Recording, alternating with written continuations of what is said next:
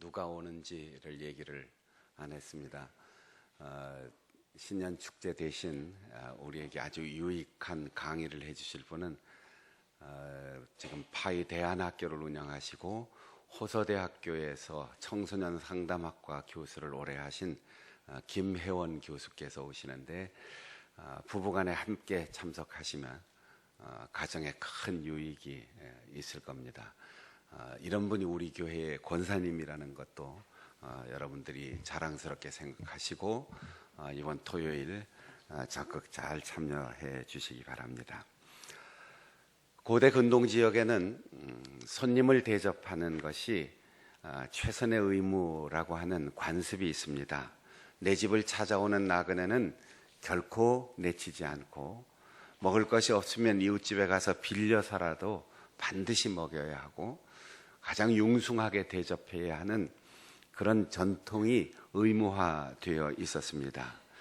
그래서 아브라함이 나그네를 대접할 때 할례를 받고 가장 고통스러운 3일째 되는 날, 그리고 그날 온종일 모든 시간 중에 가장 뜨거운 한낮 정오 시간에 그늘에서 쉬어도 시원찮을 환자의 몸으로 문을 열고 지나가는 나그네를 기다리다가 마침 자기 집 앞을 지나가는 세 사람의 나그네를 보고 황급히 뛰어나가서 간곡히 청해서 집에 들어와 대접을 받고 떠나라, 그렇게 요청해서 대접을 했는데, 후일 히브리서 기자는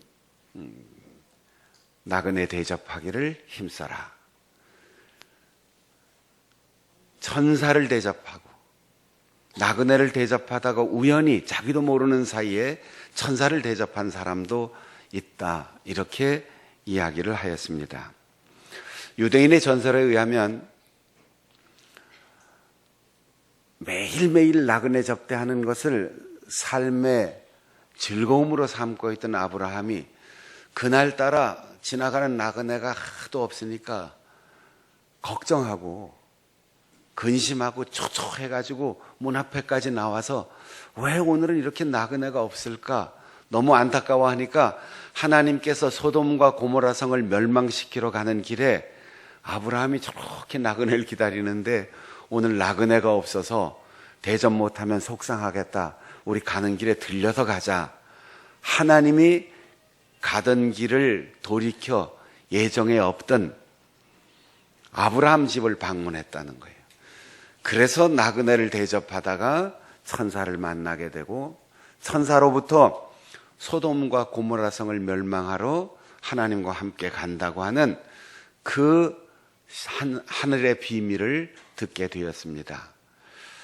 반면 소돔성에 살고 있던 아브라함의 조카 롯도 똑같은 전통과 습관을 지키기 위해서 세 분의 천사를 자기 집으로 모셔드렸는데,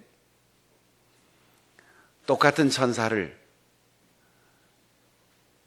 똑같은 관습 형식을 가지고 자기 집에 모셔드리고 대접하는 것까지는 같았어요.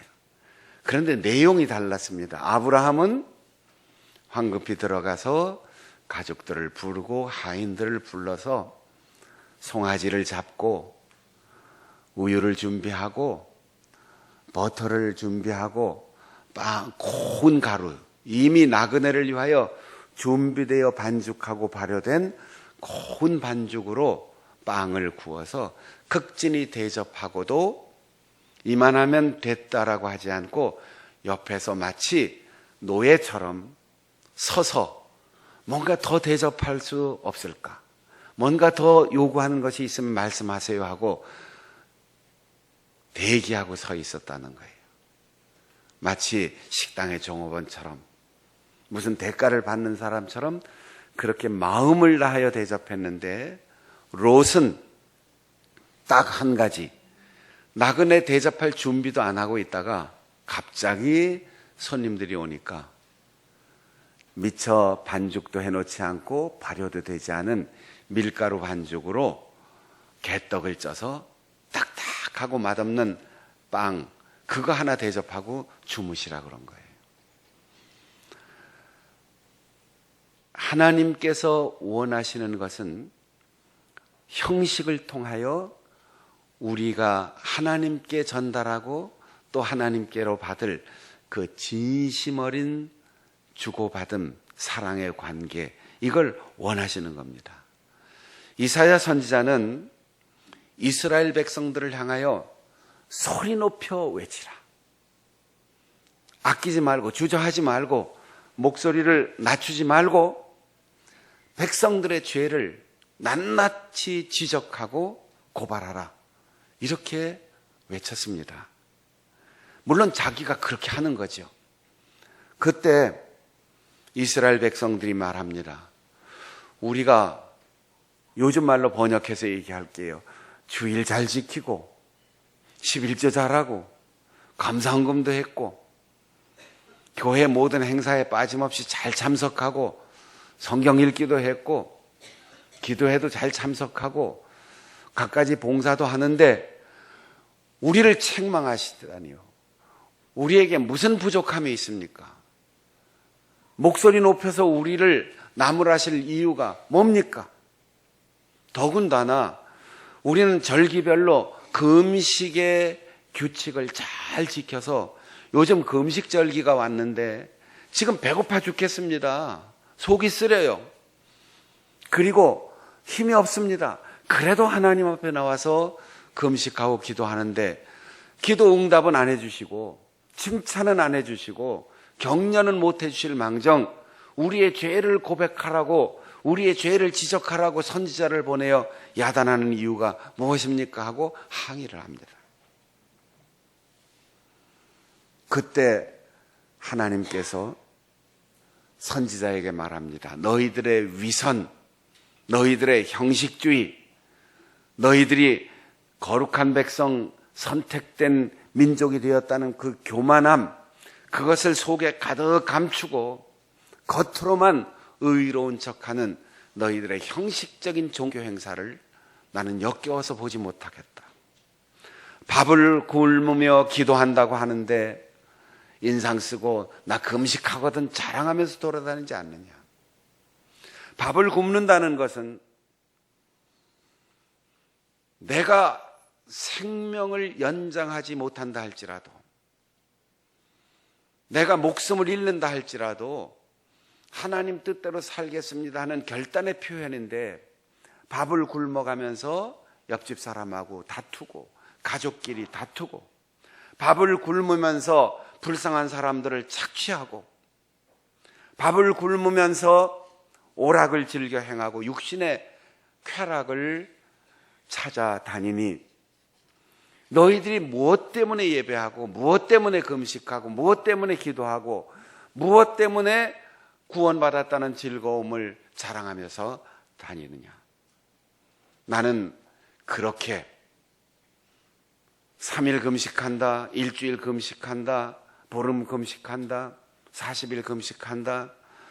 그렇게 시간과 날짜를 때우면서 자기 몸에 고통을 주면서 그걸 자랑하고 세상의 것 아무것도 버리지 못하는 너희들의 위선적 밥 굶는 금식 행위를 역겨워서 볼 수가 없다. 이런 금식을 내가 기뻐할 줄 아느냐. 히브리어의 의미는 이렇습니다. 이따위 금식 집어치워라. 이따위 종교적 행위 집어치워라. 종교 집단에 소속돼서 이름이 기록되어 있고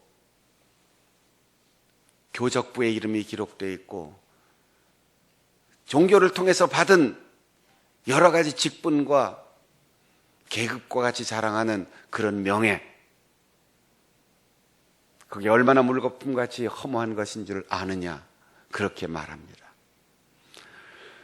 여러분, 우리가 참 편하고 또 많은 것을 누리면서 살아갑니다.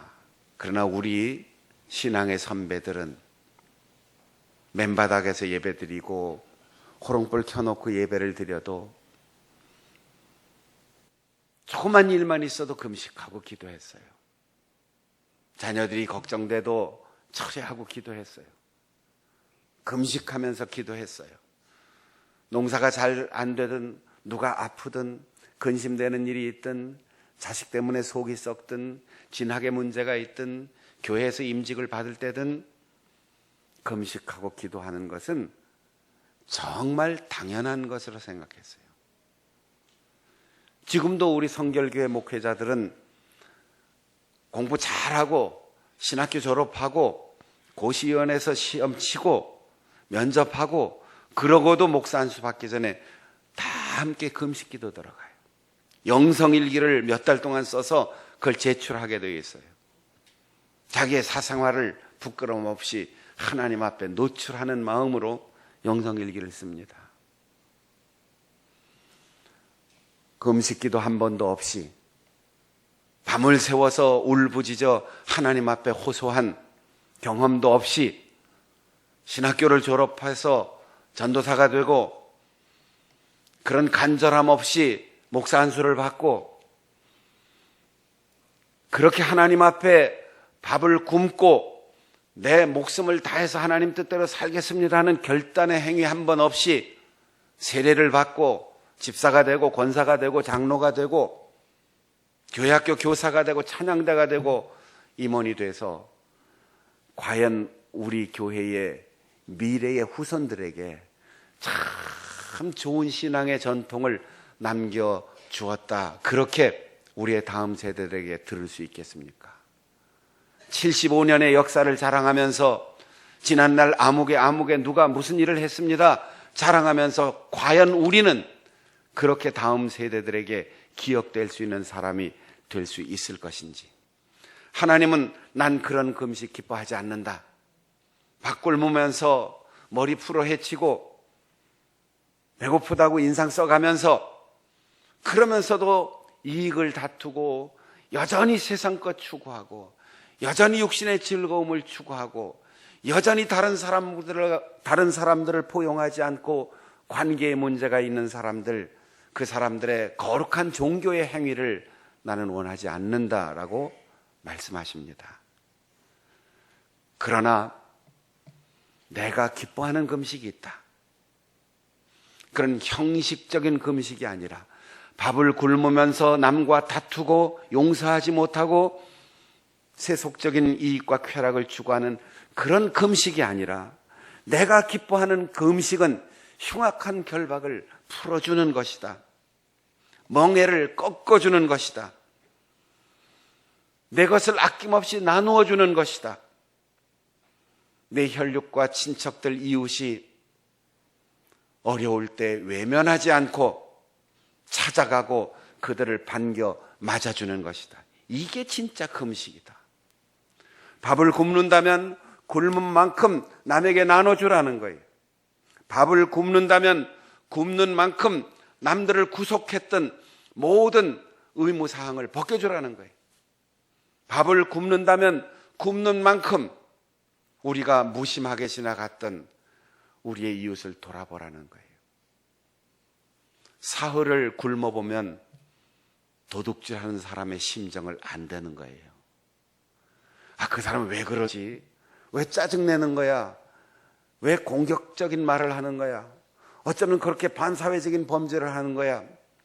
이렇게 비난할 것이 아니라 우리가 노숙자를 도와주고 우리가 범죄한 사람들에게 재생의 기회를 주고 우리가 삶의 출발점에서 불평등하게 시작한 어려운 이웃들에게 격려해주고 나누어주고 우리가 당신이 내 아내라면 이 정도는 해야지, 당신이 내 남편이라면 이 정도는 해야지.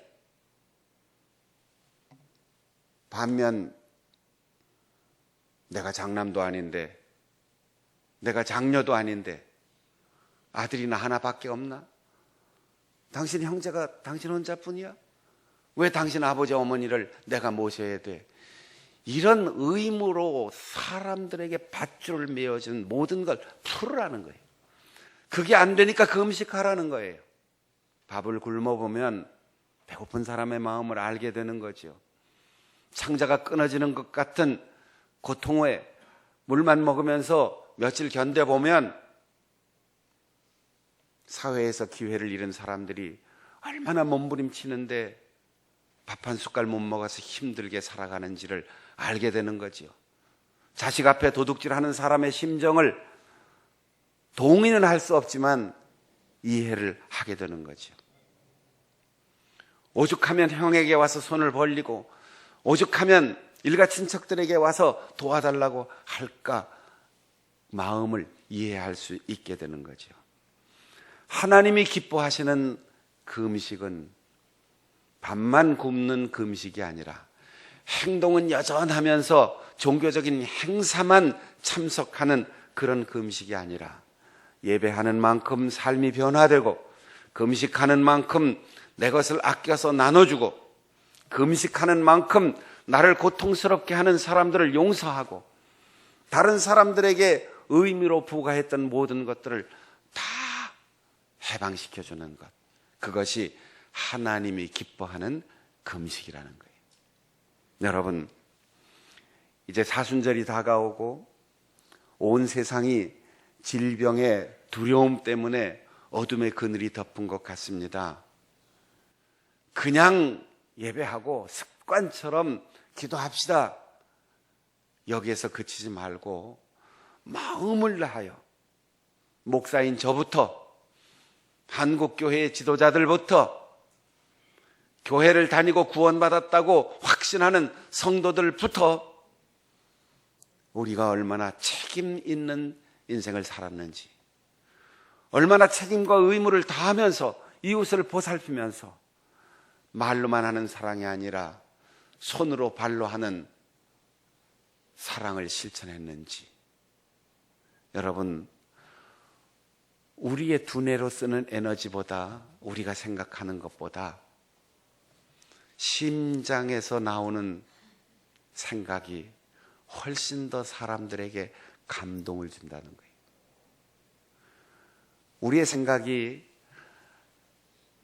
자석이 끌리는 나침판에 전자기장처럼 사람들에게 영향을 주는데, 눈을 이렇게 마주치면 머리에서 생각하는 거는 3m 내지 4m 정도 이렇게 느껴진대요. 전달이 된대요. 그런데 심장에서 생각하는 에너지 전자기장은 100m를 간다는 게 100m. 얼굴이 보이지 않아도 느껴진다는 거죠. 그래서 우리가 그 사람에 대해서 전혀 정보를 알지 못하고 명함의 이름 석 줄만 받아도, 그리고 낯선 사람 처음 얼굴을 봐도 이 사람은 하고 가슴에서 가까워지고 싶은 생각이 드는 거는 이 심장이 부딪히는. 그래서 근동지역에서는 인사할 때 이렇게 안고 인사하잖아요. 이렇게 서로 뺨을 마주칠 때 가슴을 서로 마주치게 하는 거예요. 우리가 잘못하면 이 오른쪽 가슴이 부딪히는데, 원래 무슬림들이 인사하는 그 아랍권의 인사는 왼쪽 가슴을 서로 마주치는 거예요. 그리고 얼굴을 대는데 이 심장과 심장을 서로 연결하는 거죠. 여러분, 우리의 가족이, 우리의 믿음의 식구들이, 그리고 하나님과 나 사이가 심장과 심장이 연결될 수 있는 진실한 신앙, 진실한 예배, 진실한 기도와 찬양, 진실한 금식 기도와 고백이 될 수 있기를 바랍니다. 그러려면 금식을 비롯한 모든 종교적인 행위, 그 형식 안에 풀어주고 꺾어주고 나눠주고 외면하지 않는 사랑의 의무가 반드시 병행해야만 나는 그것을 기뻐한다. 내가 그 금식을 받아들이겠다. 하나님께서 그렇게 보신다는 겁니다. 8절 이하에 보면은 그 음식하면서 그렇게 사회적 책임과 사랑 실천을 하면, 그리하면 이랬어요. 그리하면 하나님이 역겨워하는 금식이 아니라 하나님이 기뻐하는 금식을 하면, 이제 8절부터 쭉 읽어야 우리에게 축복인데, 내 빛이 아침빛같이 비추리라. 여러분, 제가 빛에 대해서 설명할 때 여러 가지 그 관용적인 표현들을 설명한 적이 있는데, 여기 아침빛이란 말은 우리가 생각하는 이 새벽, 날이 새는 그 빛인데, 히브리인들은 어둠의 장막이 찢어진다 이렇게 봤어요. 그래서 아침빛같이 비치리라, 이 말은 우리가 앞이 보이지 않는 어둠의 장막이 내 눈앞을 가로막고 있어도, 도저히 내가 힘을 다해 애를 써도 무너지지 않는 장벽이 있어도, 저 사람의 마음을 측량할 수 없는 서로 관계의 장벽이 있어도, 경제가 무너진다, 전망이 어둡다, 주식값이 내리막길로 내려가고 있다, 집 구하기는 어렵다, 장가도 포기하고 시집도 포기하고 자식 낳기도 포기하고 직장도 포기하고, 다 그렇게 어둠의 장막이 내 앞을 가리고 있을 때, 하나님이 기뻐하시는 진짜 형식과 내용이 일치하는 신앙으로 주 앞에 예배하고 기도하고 금식하면, 새벽에 어둠의 장막이 찢어지듯 우리 앞에 어둠이 찢어지고 환한 새벽빛 같은 우리의 앞을 환하게 볼 수 있는 하나님의 은혜의 광선이 비춰온다는 거예요. 내 치료가 급속할 것이며 언젠가는 치료될 것이지, 그게 아니에요. 올바르게 하나님 앞에 서면, 형식과 위선을 버리고 하나님 앞에 진실하게 연결되면, 나를 위하여 아들도 아낌없이 주셨던 하나님의 그 심장과 간절히 간구하는 예수 그리스도의 십자가의 사랑의 피가 흐르는 내 심장이 연결되면, 금방 하나님의 능력이 나에게 치유의 은혜를 허락해 주신다는 거예요. 앞이 열리고 내 공의가 너희를 호위하리라. 하나님이 나를 보호해 주시는 것이 당연한 일이 된다는 거예요. 공의가. 왜? 내가 하나님 앞에 진실과 전심으로 순수하게 섬겼으니 하나님도 이유 없이 무조건 도와주신다는 거예요. 네가 부를 때에 내가 여기 있다 응답하리라. 여러분, 어린 아기들이 엄마 나 배고파요 이렇게 얘기합니까? 그냥 엄마 하면 되는 거죠. 아빠 하면 되는 거죠. 왜 이렇게 응답이 더딥니까? 하나님 확신이 오지 않습니다. 그럴 때 우리가 진실과 전심으로 행위가 뒤따르는 신앙으로 살았는지를 돌아봐야 돼요. 주님께서 산상수훈에서 말씀하셨습니다. 나무는 줄기로 판단하거나 뿌리로 판단하거나 잎이나 꽃으로 판단하는 것이 아니다. 아무리 나무가 보잘것없고 삐뚤어지고 작아도 사과가 달리면 사과나무다. 배가 달리면 배나무다. 나무는 그 열매로 알듯이 너희가 그리스도인임은 그리스도의 마음을 가졌는지, 너희가 하나님의 자녀라 하면 하나님을 닮았는지, 그리고 너희가 장충단교회 교인이라면 75년 역사의 전통 속에 자랑하던 그 열매가 우리에게 있는지 돌아보라는 것입니다. 두려워 마세요. 어둡다고 방황하지 마세요. 오직 내 신앙의 형식과 위선을 주님 앞에 솔직하게 고백하고, 하나님 그동안 열매 없이 입만 무성했습니다. 입으로만 말했습니다. 생각으로만 신앙생활 해왔습니다. 이제는 내가 예배를 해도 찬송을 해도 기도를 해도 말씀을 들어도 금식을 해도 내 마음 진실을 담아서 굶어 죽을 각오로 용서하겠습니다. 받아들이겠습니다. 이해하겠습니다. 도와주겠습니다. 나눠주겠습니다. 외면하지 않겠습니다. 품겠습니다.